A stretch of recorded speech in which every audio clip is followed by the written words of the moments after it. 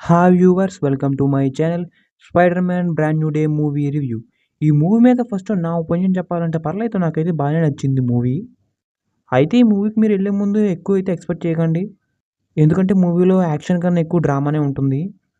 MCU ఫ్యాన్స్కి అయితే ఈ మూవీ ఖచ్చితంగా నచ్చుతుంది. పీటర్ పార్కర్ ఫ్యాన్స్, అదే మన స్పైడర్ మ్యాన్ ఫ్యాన్స్ అయితే మరి మూవీని అసలు మిస్ అవ్వద్దు. మిమ్మల్ని అయితే మీకైతే ఇంకా బాగా నచ్చుతుంది మూవీ.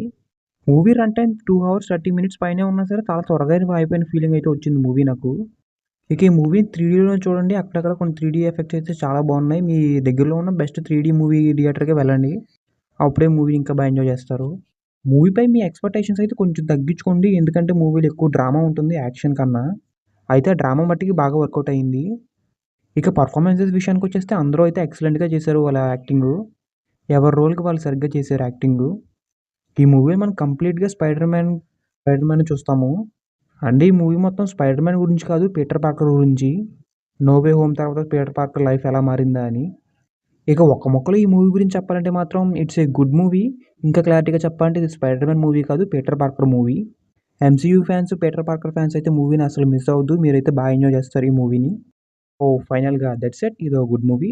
ఇటువంటి లేటెస్ట్ మూవీస్ రివ్యూస్ కోసం, అలాగే మూవీ రిలేటెడ్ వీడియోస్ కోసం మన ఈ ఛానల్ సబ్స్క్రైబ్ చేసుకొని బెల్ నోటిఫికేషన్ ఆన్‌లో పెట్టుకోండి. ఫైనల్‌గా thank you for watching this video.